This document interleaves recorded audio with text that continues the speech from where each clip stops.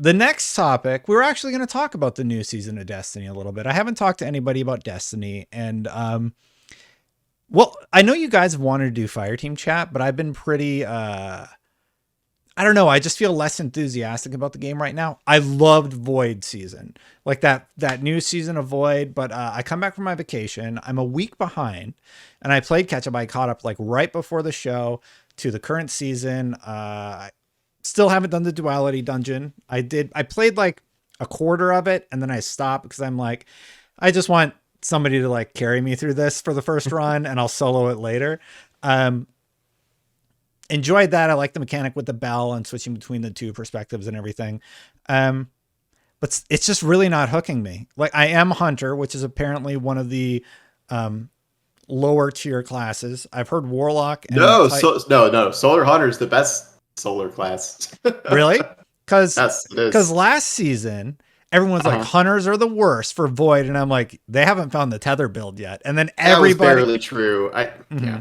And then everybody figured out, oh, the tether build is like stupid DPS. And then it was the same thing with the Hunters at the beginning of this season. I kept seeing people say, oh, Hunters are way underpowered. And then sure enough, a week into it, people actually start experimenting with builds. And now Hunters very powerful. No. The narrative, the main narrative has been that Warlocks are the worst ones for solar. But you can float. You can float a lot, probably too much. Everyone is overreacted to solar. Everyone made snap judgments about solar in the first day of solar being out. We only just got the rest of the fragments. They did the same thing with Void. They did the exact same thing with Void. Yeah, sorry. And they overreacted to that. They overreacted to Iron Banner Rift. That's a separate issue. And I think now, I still can't say for sure if Solar is as strong as Void. I don't think it is, and yet also I think we need to revisit Void now that we have lost a bunch of seasonal mods. Like, it is not super easy to get volatile rounds on everything always now. Like, that mod is gone. Suppressing Glaive, a number of mods are gone. But there are, I mean, it did not take that long for people to figure out some crazy builds with all three classes. Hunter, if you're not using the throw dynamite thing, it's easily, I think, the most fun skill in the game right now. The super trip grenade. It's one of the new aspects. Yeah. And I have that on my young Ahamkar Spine build, and it's a blast. I've never had more fun. Blade Barrage got super buffed. It's really good now for actual DPS. Like, a lot of good stuff with that. Titans have lost a few things, like Roaring Flames got nerfed, Sunspots got nerfed, but you create so many Sunspots so many times for so many different reasons. Like, I understand why they couldn't necessarily keep them how they were. Their Titan survivability is like off the charts now. It's wild. And Warlock, I don't love the fact that they did 2 aerial aspects. They're already buffing one of them to get more healing as of like yesterday. But I'm using this like Starfire Protocol build, which is this infinite double blowing uppy fusion grenade spam, and like it's a grenade DPS build that is unlike anything I've ever used with the class, and it's the most fun I've had on Solar Warlock ever. Like, yeah, they lost some other things, but I don't see the complaints here. I just don't really get why everyone is kind of as steamed as they are about this, and I mean it's gotten pretty nasty in terms of like the reactions some people have had. They're going after Tocom. Like, he left Twitter, he deleted all his tweets. Like, one of the nicest people ever. Yeah, he was. It's really frustrating. The final straw was he said that Twilight Garrison wasn't coming back and Titans wouldn't get air dodge, and then everyone just like piled on him, and then I think that was the last straw. But they're doing this huge slate of buffs like next week on Solar because people were complaining about it in the first like 2 days, and like they worked really hard to do that. So I think that's frustrating. Well, in terms of the overall, can we just stay on that for just a second? Because I actually agree with you, and I feel like players did the exact same thing with Void. When Void came out, they're like, this class is overpowered and this one's underpowered. And then by the end of the season, you got like invincible Titans running around, popping their shield to get the buff over shield. You got Hunters with crazy DPS with the tether, which a few YouTubers and had discovered very early on. People thought Bombardiers would be the go-to. That was an interesting build, but actually the Orpheus rig tether build was so fun. I loved using Void with Funnel Web. You know, you get that Funnel Web God roll last season. This season, I haven't figured out the magic of the Hunter build, like the way that it was just the volatile rounds with Void were just so fun. I don't think that they'll ever be able to bring back something that was that fun for me, because I just love making everything explode all at once. I just love the rewarding aspect of it. Powering up solar for me feels like something that I've already experienced, because there was a time in the game where, like, you know, shards of Galanor were super stupid overpowered for hunters. And I played that, and where Golden Gun DPS was the king. So it's fun, but it's not as good as Void, in my opinion. Story. Were you about to go to story? Is that where you're going next? Your stories and activities. Yeah. And I guess loot, but so gameplay wise, it's doing this thing. I took some notes here. It's doing this annoying thing where, yet again, you're being forced to use like trace rifles and auto rifles. And I'm getting very fatigued by quests that tie you into weapons that you don't want to use. Look, I like using SMGs and I like using Wither Horde and other stuff. And when you force me to change weapons merely because of the fact that there is a quest tied to using those weapons, I'm really, really annoyed by that. And it was really, really about champions or like a quest. It was tied to unlocking the stuff on this season's thing where you have to unlock all the things. Oh, okay. the thing they do every season. So you can get the upgrades. Squares. Upgrade the squares. Upgrade the squares, right? So I'm very fatigued by that system. And gameplay wise, though, I know I'm going to figure out the dance with solar, and I'll probably be all in. But right now, I'm pretty tuned out, even on the story elements with Crow, where he's trying to separate this spirit that's with him. But yeah, I'd love to hear your thoughts, Paul. Okay, so story stuff I'm liking so far. Crow story is kind of, quote, over. Like, there's 2 missions with Crow, the first 2 of the week, and then by the end, he's separated out his ghost. Yep. So now we're going to move on to Keitel, and, well, I think next week is going to be Zavala and his wife, I'm pretty sure. Oh. And then Keitel and Gaul, I think, are the pair. So that should be a little more interesting. The best lore of the season, I think, is in Duality. Mm-hmm. The whole thing is narrated by Callus, and then you find like 12 different lore pieces, and he talks about his relationship with his daughter and like what he hopes to get out of his things with the darkness. There's a lot of good stuff in there. That's probably the best aspect of the story. I do think I want to chime in there really quick. Apologies again. The dungeons have had excellent storytelling in them. Even what was the haunted one? Or no, there was the one last season where we learned about. Yeah. There was Grass, where we're learning about. Was it Grass? What was the one where you had to destroy the tanks and it was set to a timer? Whatever that was. No, that wasn't a dungeon. That was the mission to get the grenade launcher. Yeah. So it was like a special mission. Yeah, that was fun. There was the haunted derelict thing where you learn more about Callus, all leading up. Also, not a dungeon, but that was a good story too. Well, all of these. Okay, non-dungeon activities. Those were secret missions, I guess. Have been enjoyable, and I feel like they're adapting that to the Duality dungeon. And right, so that I'd say dungeons themselves have not had that much story, really, and I think this is probably the most story-heavy dungeon we've gotten, so that aspect is really good. The weapons are really good. The new weapons they came up with are really good, like a chill clip grenade launcher and triple aggressive frame, triple linear fusion. Like some new weapons, it's the best like DPS weapon in the game now. New weapons like Beloved. That's the thing. Okay, I'm glad they brought the menagerie weapons back. I think that's fantastic. One of the best weapons this season is Callus Mini Tool with this new perk called Incandescent, which lights everything on fire when you kill enemies. That is I just finished crafting that. I think there is a problem with the seasonal loot chase in that it's once again mashing up against this crafting system where everyone is just driving themselves nuts trying to get these red border weapons. And it's the whole crafting system was like designed to avoid RNG.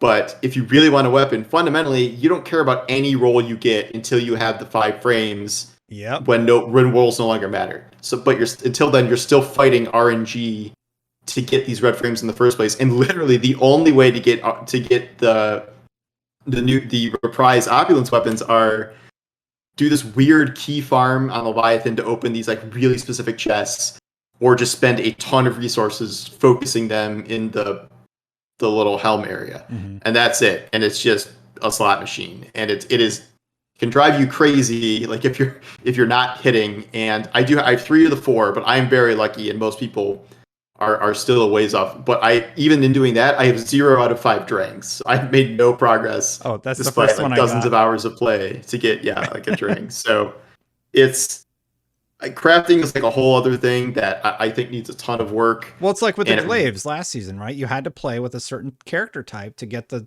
frame to unlock the exotic glaives, and they all sucked. So I didn't like the activity. So it was not great. I'm Yes. forced into an activity that I don't want to play to get a thing that I don't want. Just like the raid exotic, like it isn't good. So you have to do the hardest activity in the game to get a bad exotic. And it's the first time where you have these pinnacle activities or just grindy activities that give you a reward that kind of stinks, you know? And talking about the Well, the frames. exotics do. I mean, the dungeon weapons, like Mhm. you're not. Well, I don't know if the dungeon. I think the dungeon exotic sword is good. I'm not sure, but in both in VOW and in duality, the real reward is legendary loot. Because I mean, the legendary loot in VOW, a lot of that is really good. So if you're getting crafting patterns on those, that's the other thing. You can craft VOW loot, but you can't craft the new dungeon weapons. But if it So doesn't have that red border, even if it's a god roll, you know what you're going to do with it? Throw it in the garbage. And it's so stupid, yeah, you know? it's a confusing system, but I think crafting's here to stay because You they put too said much into bad it. Like, wrong.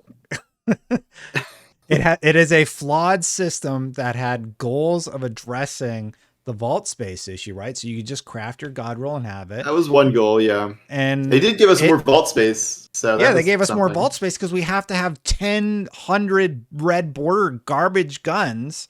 The one thing they did with crafting now, it is crazy fast to finish red border guns now. It's like 40 kills and you're done. So you can run one lost sector on the moon and clear 3 different red bar guns just from kills alone. They did reduce that time. So to their credit, I will applaud them for that. Well, that's But good. the rest Sorry, of crafting, not so good. sorry to interrupt you. I haven't had anybody talk about Destiny with in a while, so please Oh no, continue. that's fine. I don't know. Like I like the public event activity. It's just that you have to do it so much Yeah, because the focusing material only comes from that and only comes from sever missions, the story missions. But that's only after you farmed something from the public event. So you just I've run a stupid amount of that event already, and I barely have any red frames of the actual season of the haunted weapons, the new weapons, and it's just like. I don't know how much of that I have in me for the whole season.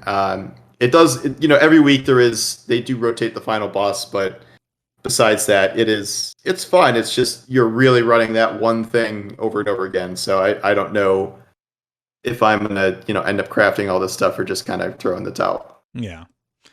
Well, the last thing I did want to talk about was Iron Banner, and Hmm. that I've played. I'm on like quest step 3 and I have 200 of the points or whatever you need of 300. So I've played enough rounds that I get the gist of what we're going to be doing. And I don't love it. I feel like the action is slowed down with those reset periods where you're sent back to your spawn. And the whole, the thing I really liked about Iron Banner was that you were able to sort of go in, play. The action was constant. You know, you're respawning, you're constantly going into battle. This has like reset points where it's like, all right, everybody back to your corner and we're going to stop the action for a little bit. And I don't really like that in a PvP experience. It's not like Trials. Trials is like really, really intense. It's more, it feels annoying, sort of. I've gotten in a few tug of war matches where we have the rift, they have the rift, and we're going back and forth until one of us end up at the rift dunking it, right? Those have been sort of fun. But overall, I don't feel like that this should be tied to Iron Banner. I feel like Iron Banner should be its own thing and Rift should be a different mode potentially. I don't think I'm like acidically hating it, but I'm also, it just doesn't feel, it feels out of place for Iron Banner to me. But the more I play it, the more I'm like, it's okay, but it's not perfect. I don't know. What are your thoughts about it? You like it, I think. I do like it. It's not perfect. I will agree with the reset in terms of the black screen is very weird and jarring. I thought I disconnected the first time I Yeah. saw that. I'm like, oh, my game dropped. I fundamentally agree with the decision to have the separation though, because I remember Destiny 1 Rift and spawn camping like crazy, Mm-hmm. and it was just like it was kind of a mess. And I think this is a better system to set up both teams for at least potentially equal success, and you can like kind of change your approach patterns, change your strategies. And I think the reset is good. I think the long reset, the long respawn timers are good because it encourages people to actually revive each other and kind of move forward as a unit, and whichever team is doing that more effectively is probably going to win. I think all the bugs and stuff people are hitting, that's the really bad part, and that's not something you can really justify. It's just something that has to be fixed.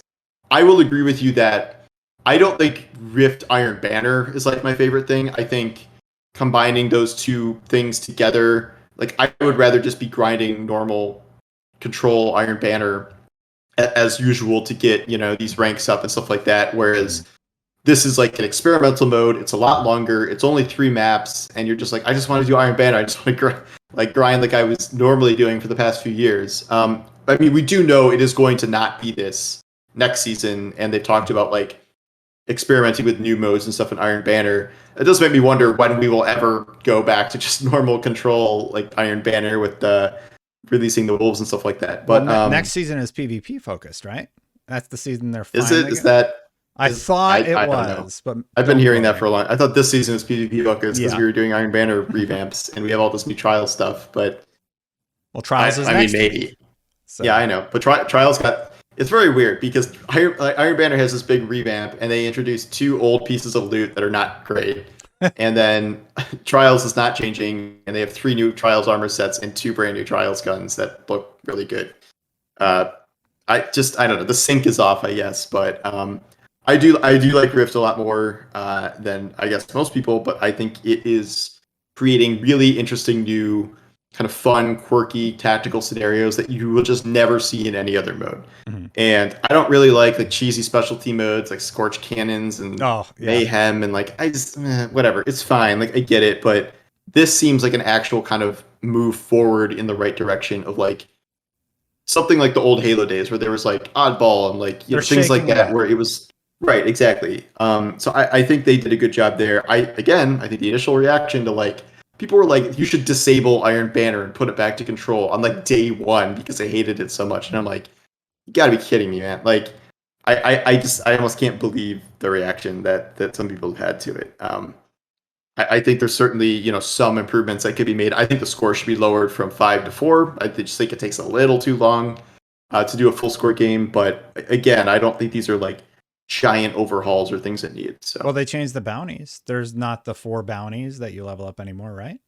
It's just the bounties now are just they add a new ranking thing every day where it's like play 3 games today, play 4 games today, play 5 games today, and like that's how you get your pinnacle. Which is a top Google search term. Do you want to know why, Paul? Because it's not explained in the damn menu. Oh, I should have written a guide. Quest. Yeah, there's no like explanation. So like it was like do a daily thing. I'm like, it's called a weekly quest. Yeah, it's called a weekly quest with a daily activity. Daily activities are traditionally at a vendor, and you would just pick them up. I love how you know it's a top Google search term. I need to because I googled that. I'm like, I bet you everybody's looking for this, and sure where enough, are the daily challenges? Yeah. I should have written that. I missed. It's like I missed that in dungeon terms. So yeah, but anyway, overall. I do not love this season as much as the Void season. The Void season was really, really fun. And to come back to a solar season, the solar season's been sort of, it has some interesting lore stuff. But for the most part, I'm so on it, right? Okay.